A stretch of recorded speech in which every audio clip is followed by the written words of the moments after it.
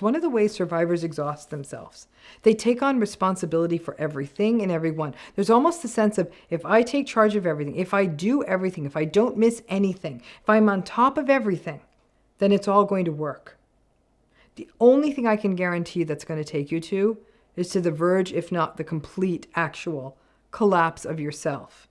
So what's a narcissistic trap? It's something you fall into because you are trying to do all the workarounds in the narcissistic relationship. That may look like things like appeasing, reassuring, basically anything that helps you avoid the narcissistic person's rage, keep them happy, or sometimes things that you do to force yourself into radical acceptance. Not all of these things are healthy either. Each topic in this series are things that people do in good faith, believing that it may help them get out, help them stay in. But these things often back you into an impossible situation, kind of like getting stuck in the mud. So let's start with the simplest trap of all, self-gaslighting. So let's just do a brief review of gaslighting in general terms so we're all on the same page. It's a 5-step process. Step 1, the relationship has some sort of trust or expertise built into it. Could be a partner. It could be a new person you want to win over for some reason. It could be a family member, maybe some kind of person with expertise that you need to work with, or a boss. As a result, you are willing to believe them and trust them. Step 2, they start to steal your reality. That never happened. I never said that. Are you sure that really happened? I never got your text. I never sent that email. All of that can confuse you and leave you with lots of self-doubt. In step 3, they paint you out as having something wrong with you. You are too sensitive. You must be mentally ill. Is your memory okay? Have you been taking your medications? You need help. Your anxiety is out of control. Step 4, they keep repeating this process to the point where you become reliant on their version of reality because you have so doubted your own. You pretty much completely abandon yourself and your reality, and you become indoctrinated into the cult of them.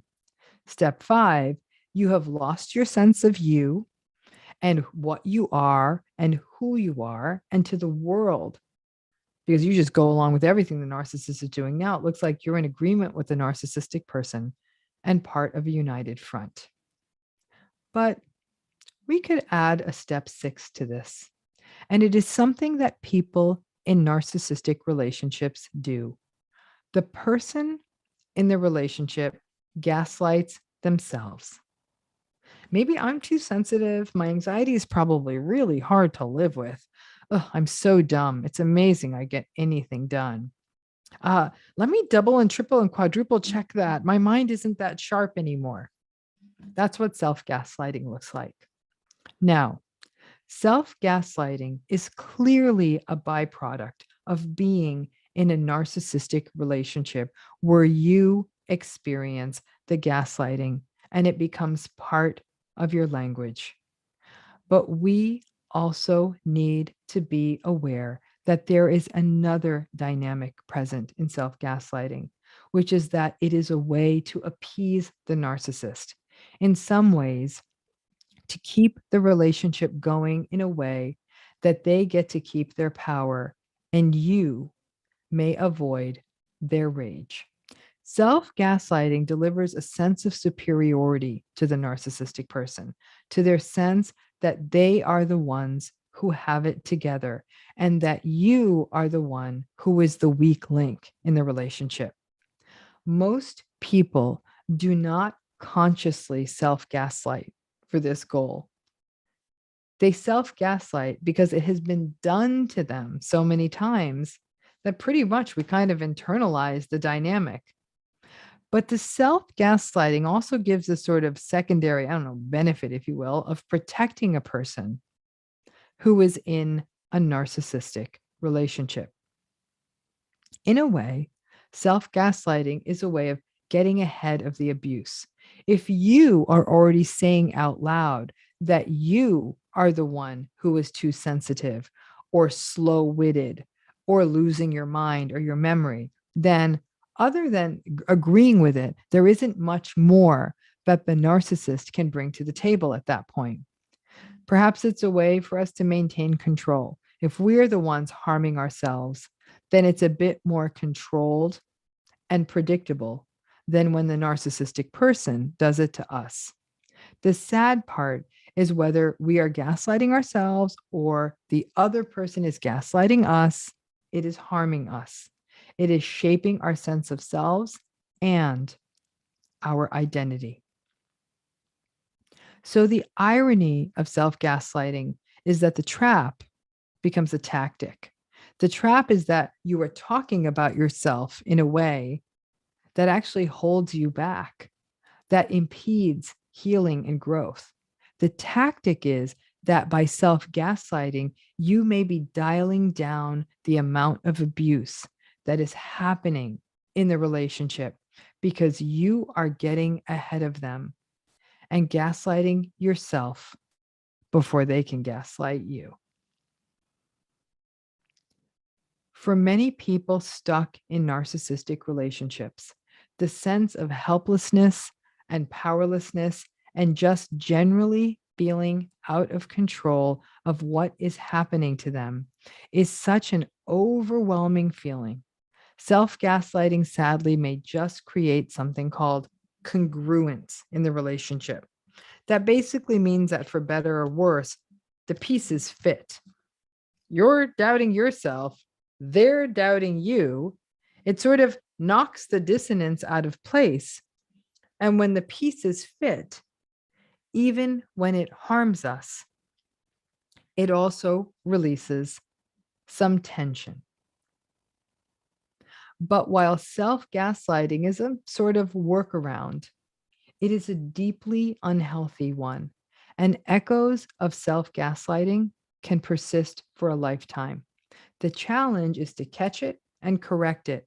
But while you are in the narcissistic relationship, it's really very difficult because even if you find a way to dial down the self-gaslighting, the narcissist is there making sure that you get gaslighted one way or another. Like I said, it's a trap that's a tactic that goes back to being a trap. I've had people say to me, I feel gross in these relationships because I often give in to them. But let's break down the reasons why you do this. And there's one good reason that you do. It sucks. It sucks that narcissistic relationships feel like basically they're about capitulation, right? It doesn't feel good. It doesn't feel good to give in or capitulate to the narcissistic person. We do it and we do it a lot. And then we look back at ourselves and we may feel a sense of shame or even disgust at ourselves. So let's take a deeper look at this behavior because lots of us do it, right? Giving in or capitulating, if you will, in a narcissistic relationship is in its simplest form, it's a survival behavior. Most of us would like to think that we do stand up for ourselves, that we will stand up for ourselves, fight for what is right. I mean, you do when you can, but how many hours do you really have in a day? If you do not give in to those narcissistic folks, you may not just lose a few minutes to an argument. You may lose hours, days, or even weeks to not only the arguing, but then the silent treatment, and then the lashing out, and then the replaying of it, and the rage, and the punishing you, and the tantrum. So over time, if you're in one of these relationships long enough, you do the math and you figure it out. You may say, if I give in on this, I will be able to salvage the afternoon, or the weekend, or the next few months. Time is valuable. So it may very well be that agreeing with them and going along with them that something is your fault, or that they were right, or that yes, they're the ones that remembered it right and you didn't, even when you know that's not true, or you'll do the plan the way they want, even though it's a dumb way to do it, whatever it is, you give in. And they feel a sense of control or dominance or whatever it is they need, and you get your day back. It's a damned if you do situation. Again, if you chose to have the fight with them, and push back and not give in and hold your position and reality and perception, it could have devolved into something that would last a while. And longer term abuse, as well as rumination on your side about, shoot, I have now given up hours to this, and there are things I didn't get done, or it made me late to work, or I had to get someone to pick up the kids, or it disrupted my sleep. It can mess up your day. But in the same breath, the problem is if you do give in, it feels awful. The narcissistic person gets to continue through the world believing that they are right. You feel like you are complicit in your own gaslighting and abuse. And it can sustain a really unhealthy precedent in the relationship. And you may ruminate about giving in for even longer than you might have ruminated had you had the argument. So it's all about choices here. Now, if you are going to stay in a narcissistic relationship, and a lot of folks do, even if you stay with radical acceptance, the workarounds are painful. We cannot spend every day fighting and proving our reality and making things fair and just with someone who really isn't listening to us. And the giving in is often a primary workaround, but it doesn't have to be all awful all the time. Number one thing you have to do is you have to choose your battles. There are times you may take the fight. Yeah, and a lot of this I know relates to the concept of true north. There may be things they say or do, people that they go after that simply feel unacceptable. So you take the fight and recognize that the opportunity cost is that you lose the afternoon or the day or even the week. These, frankly, become tactical decisions where you figure out where it is worth it. And it may also be things where you believe that you have already lost enough of yourself in the relationship. So you just take back some territory and are willing to lose the time. But this really is, in some ways, it's like you're in a store deciding how much money I'm going to spend. This is about spending time. And then you ask yourself, can I, won't I, and what would it mean to me? And second thing to keep in mind is be prepared. People are sometimes surprised at how much time they lose when they engage with a narcissistic person. It's something I once called the narcissism tax, the expense of lost time and other resources, including money, raised by these relationships. So when you can, and you sense it is coming, already mentally prepare for the loss of time and other resources, whether that means getting a friend to pick up the kids, delaying the meeting, or recognizing that you will need to work a little bit more now that evening or weekend to make up for the time. You may say, you know what? Fighting for what mattered was worth it, and I was ready and I had the supports in place. But on the other, you may be prepared and say, I don't have these supports in place. I cannot give up this time. I am not taking this argument. Remind yourself that when you give in, why you gave in. As I said, it may be tactical, and seeing it as tactical can feel very different than feeling like a doormat or someone who just gives in. The narcissistic person does not care about your reality, so just because you relent doesn't mean you believe what you said to them. It can actually feel quite powerful to recognize how easily you can appease them. By throwing them crumbs, it helps you take back the power. Turn around that breadcrumbing table, right? And you can remain clear on who you are. It feels gross to be in such an inauthentic relationship, but that's old news. It has always been that. And sometimes becoming aware of it can, yes, it can bring up grief, but there's also an empowerment that comes from seeing something as it really is. Another thing you have to do is take care of you. Whether you give in or take the fight, either way, it takes a toll on you, mentally, emotionally, and physically. Whatever it is you need to do, take a walk, call a friend, take a nap, or simply physically soothe yourself in the moment, draw your arms around you, connect with your body. Your body does react to these situations, and being aware of it means that you are less surprised and it takes less of a toll. Stop talking to yourself in a disparaging way. That's the narcissistic person's job. When you give in the name of survival, it's sometimes simply just what needs to happen. But that doesn't mean you're a complicit or a codependent or weak. It means you're trying to survive. The key is that you recognize that giving in is not believing what they are saying. It's not giving up on yourself. It's keeping the trains in your life running on time. And in a world where most people still embolden and enable the narcissistic person, it is easy to believe that they didn't do anything wrong and you're the one with the issue. Trust me, it's not you. You are trying to keep life moving, and getting into a gaslighted house of mirrors with them is not a good use of your time. If anything, your ability to just give them the false narrative that they need to get through their distorted day and still retain your sense of self, that reflects some of the most difficult psychological work a person in an abusive, narcissistic, manipulative relationship has to go through. Lots of people give in these relationships. Again, it's the only way to survive. But without retaining their sense of self. That's what takes a toll on you. But if you can hold on to you in all of this, it will protect you. But ultimately, giving in, as often as we often have to give in to survive in these relationships, doesn't feel good. Because it's that slap in the face, that one more reminder that this is not going to change. And that brings up more grief, as well as bringing up exhaustion and fostering more rumination.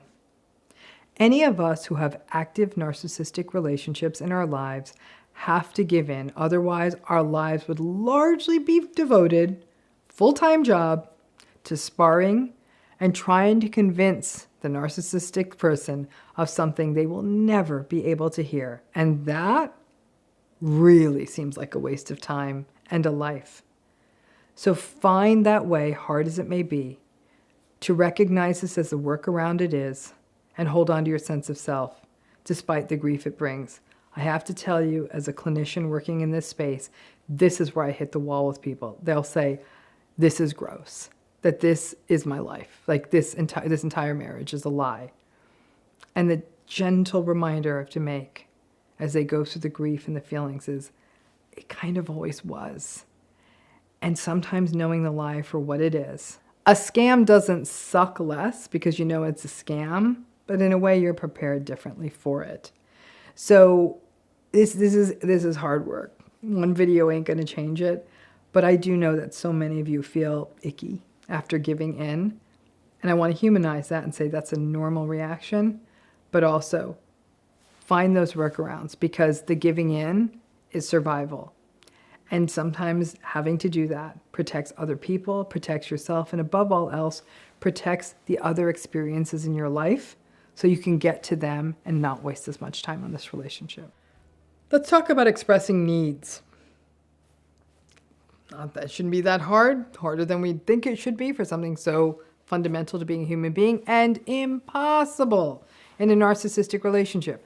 Something that happens to folks in these relationships, though, is you never know what the healthy version looks like, right? You've been in this distorted universe for so long, you're like, what does healthy look like? What is it supposed to look like when you actually express a need?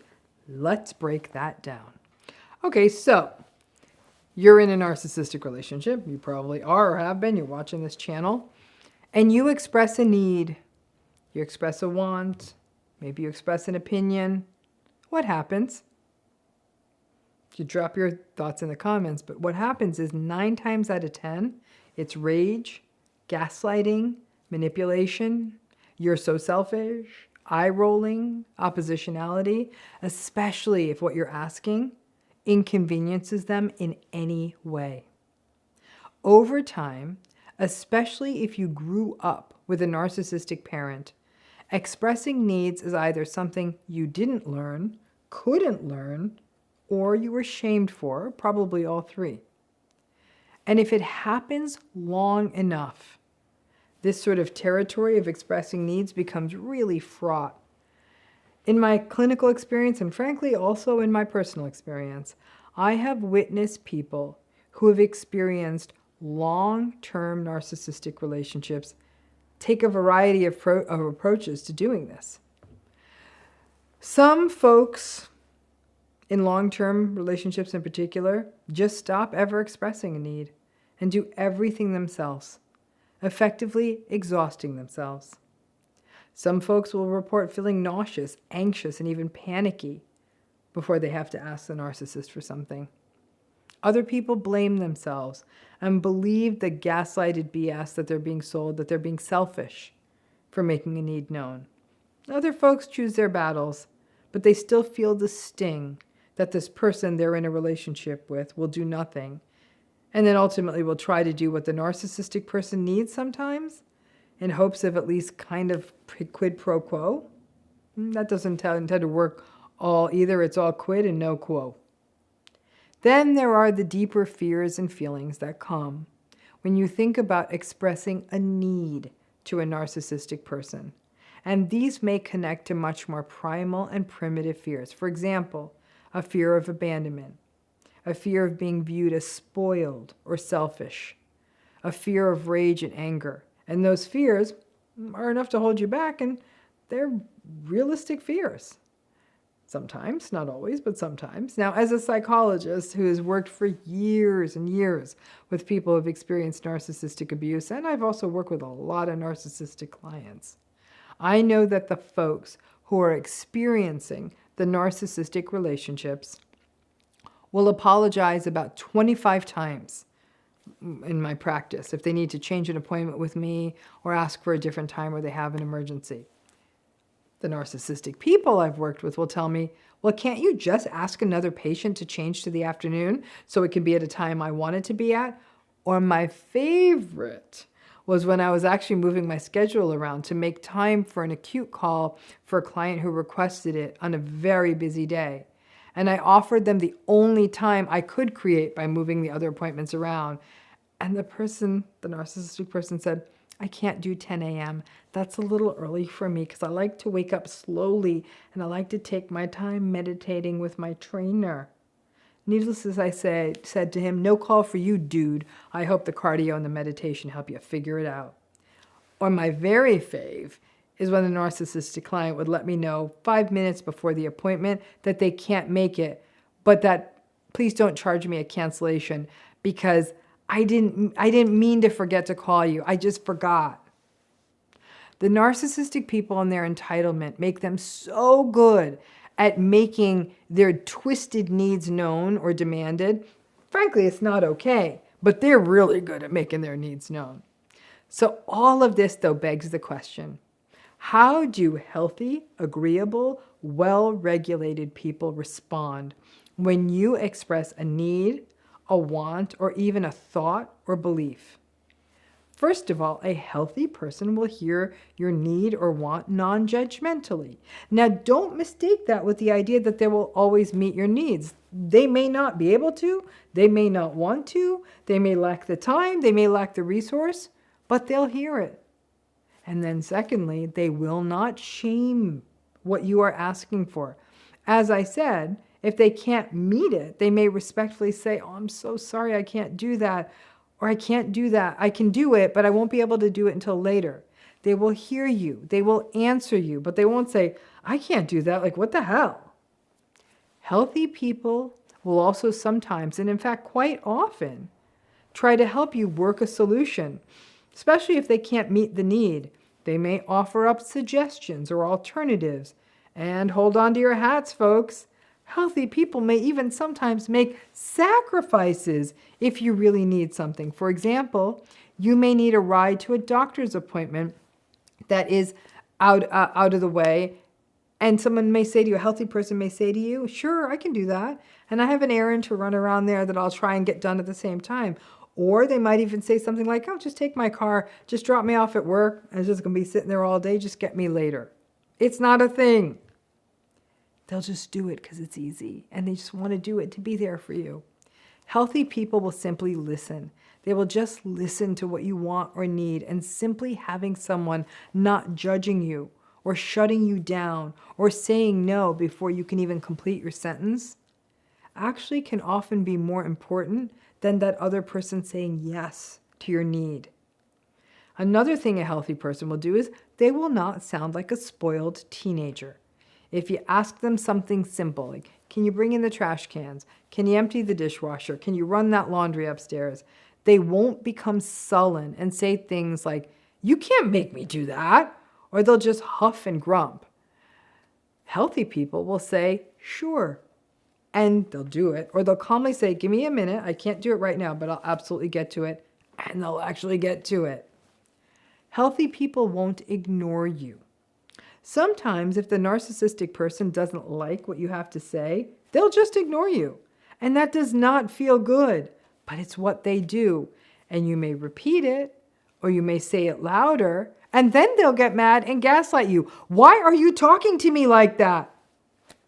A healthy person will listen and respond. For example, that text message you send them, asking them to confirm a date for something, they will actually respond in a timely manner and not make you wait 3 days like many narcissistic people do, and then get mad that you didn't follow up when the thing falls through.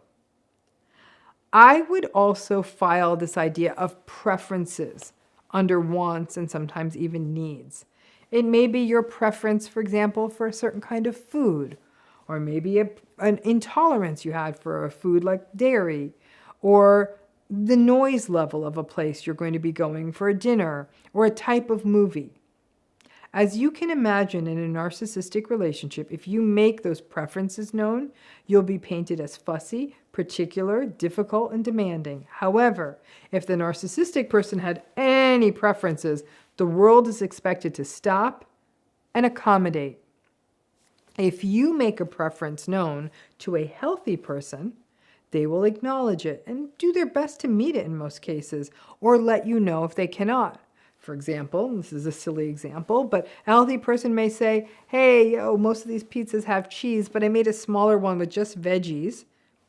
Or at the very least, they might say, I hear you. Let's do our best with this. I'm so sorry if it isn't working. And then we can figure it out. No shaming, no blaming, just trying to land on a solution. Healthy people, above all else, are flexible. You know how people do yoga and Pilates and all kinds of exercises to become more flexible because that's good for your body? Your psyche is no different. More flexible is more healthy, more resilient. You have better coping, better health. But, drum roll, interestingly, which are the most rigid personalities? Those are the narcissistic and the antagonistic folks. And ultimately, the healthy people out there and their psychological flexibility, sadly, are often compelled to bend to the will of the rigid, antagonistic, and narcissistic folks. The narcissists, as a result, almost always get their needs met, and the rest of us don't. And remember, this entire sort of conversation isn't just about voicing your needs, but sometimes it's about being able to voice a thought, a belief, or an opinion. Again, simply not possible in a narcissistic relationship. But in a healthy relationship, even if your beliefs or opinions are different, they will be able to hear you and respectfully say that they disagree. I had something like this happen to me recently. I think I'm generally agreeable. A test told me I was. I know I am. I'm sure there's people out there who might differ on that. And I was talking to a person who was very agreeable, but who had very different opinions than mine. I really don't agree with this person's opinions. I am very fond of them, but I don't agree with them. And I made a little wincy face and I said, I hear you. I can see that what you're talking about is important to you. I don't agree with you. My experience is really different, but I also understand what you believe. It's not always easy when we're in these situations, folks. In this case, her and I felt incredibly different about something, but I breathed and thought about how to respond so I wasn't disrespectful and also didn't just cave, and I did express my disagreement. It was healthy on both sides. She did not interrupt me when I shared my point of view. It can happen, but you need two healthy people at the table. If enough key people around you are narcissistic, you simply never get the chance to flex the need-expressing muscle or believe that your beliefs are worth sharing or even that your preferences are worth being made known. But perhaps knowing what it can look like, and frankly should look like, can hopefully give you some perspective of where this bar should be set, rather than where the bar got set in a narcissistic relationship. I'm going to reflect on a conversation and a question I was recently answering, and it was this idea of, I need to change myself to be in this relationship, right? And in fact, even therapeutically, that was going to be the focus. We think about cognitive behavioral therapy. Let me change how I think. But really the core of it, when you really think of the core of how a lot of therapy is done, is change yourself, change yourself, change yourself. Now, when you think of what happens in the narcissistic relationship, not only is it change yourself, it's subjugate yourself, it's quit yourself, it's don't be yourself, it's be what this other person wants you to be, right? There's a real danger in the change yourself. I think a lot of people believe that the idea of change yourself in a way is a little bit liberating, because you've now, even if you don't know the person's narcissistic, something that happens is that you realize that they ain't changing. And the situation is bad and it's slowly getting worse. So you take the stance of like, well, I can't change them, and you probably can't change the context.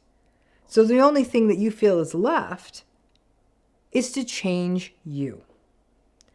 So I'm going to turn this into an exercise. Before you do that, before you change you anymore, it could be useful for you to sit down, take out a piece of paper and a pen, or even type it on your phone, computer, wherever you want, and write down all the ways you've already changed yourself to make this relationship work.